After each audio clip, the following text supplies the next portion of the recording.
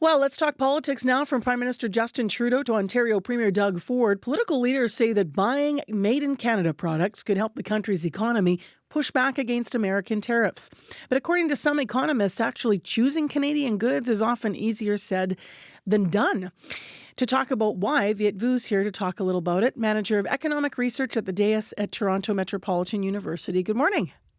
Good morning, Marcy. Thanks for having me on again. Thank you so much for being back. So why do you think that this political rhetoric is appealing to all sides now?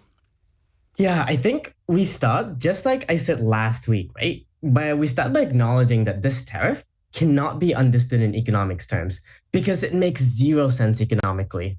And so again, you have to use a political lens here to understand it. And once you do, you realize that for our leaders to respond, they need that domestic support. And stirring that sense of pride in being Canadian is really useful. But there's also another dynamic here, which is a real sense that Canadians just went through one of the toughest cost of living challenges in recent history, and no political leaders can actually afford to bear the blame for another one. So it's also about clearly communicating whose fault the increase in prices would be. What about the question I posed at the beginning, or the scenario that it's often easier said than done to actually buy Canadian goods for the average consumer? Why is that? What gets in the way? It's really tough, as you say, right? Because honestly, two very simple issues. First is around pricing. The reason why we import so many things from elsewhere because those can be made cheaper than if we were to produce them ourselves. So Canadian alternatives, if they exist, are likely to be more expensive. And sometimes it's just not available. It turns out avocado doesn't grow in Manitoba in the winter. The second issue, though... No, it doesn't. No, it doesn't exactly. But the second issue, though, is about our complex supply chain. So think about a McDonald's Filet-O-Fish. The buns could be baked in Canada, but the eggs for the tartar sauce could actually come from a poultry farm in the US. And the fish that they use, which is Alaskan pollocks, which the name suggests is caught in Alaska. And so instead of getting Filet-O-Fish, do you get a Big Mac instead because they use Canadian beef? Well, what if that Canadian cow was fed feed that was imported from the US? So once you break down something as simple as a burger or sandwich, you realize that it's becoming really difficult to figure out what's actually quote unquote Canadian when over $1 trillion of goods trade between two countries every single year. It might be, I mean, most people might start with saying, well, if I go to the grocery store and I pick up a product, can I sort of look at the bottom and see where it's made? Is that our just easiest way in? Because you, as you said, breaking down the Big Mac and all the components is not going to be what the average consumer is going to engage in. Absolutely right. And guess what? If you are a little bit too difficult whenever you're going grocery shopping to figure out which each of these labels come from, my suggestion is actually buy seasonally, because it turns out getting seasonal stuff, and in the winter in Canada, that would be things like potatoes, broccolis, leeks, root vegetables, things that's really good in making soup. Or you realize that all of those tend to come locally. And on top of that, because it's seasonal and it's just much more abundant, they end up being cheaper as well. How far could this actually go, this kind of a threat anyway, in terms of actual economic effect to push back against tariffs?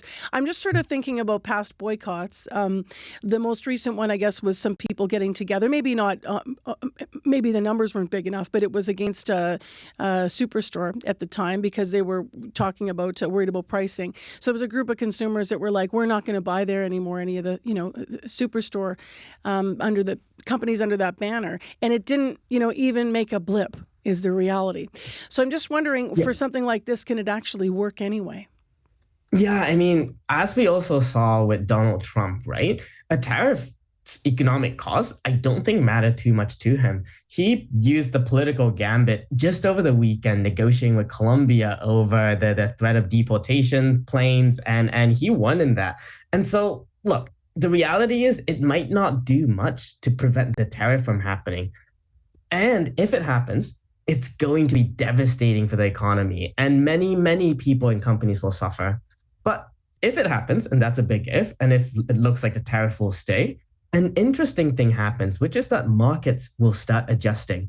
You'll find that suppliers who are price sensitive will start pursuing trade or sourcing with other countries or getting stuff locally because those end up being cheaper. So it's not an ideal world that I'm painting here. But in a perverse way, buying locally will become easier because many producers will have no better choice.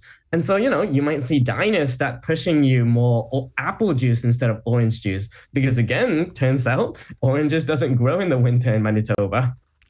What about retailers? What's their role in all of this when it comes to promoting made in Canada products? And do you think that we're going to even see more deals? Like your example about McDonald's, the Canadian beef. But if the eggs aren't coming from here, we have plenty of places in Canada where we could be producing eggs, and we do, right? So I wonder whether or not we're going to start to see those things change for us. Yeah, and I think we have to distinguish the long run and the short run here. In the long run, if these tariffs are actually in place, all of those things that you talked about supply chain adjusting will happen. But in the short run, I think all of these conversations not new. We all have heard the spiel, to buy books from your local bookstore instead of ordering online from Amazon. But unfortunately, much of our economic activities come from these large, often multinational companies, of which Canada is just one out of many markets that they operate in.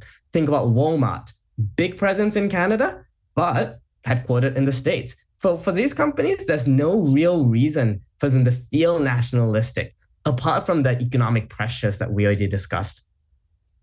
I'm now Googling if you can grow Manitoba avocados while we're talking, because I feel like someone found a way, and I'm going to hear from the audience this morning. I got that somewhere in my head. Thank you very much for the discussion today. I appreciate your time. No, thanks as always for having me on.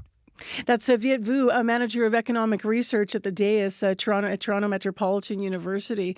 So that's a good question too, right? What are you growing? I remember years ago doing some stories about, over the years, there's been many stories about the innovation of growing different vegetables fresh up north year round.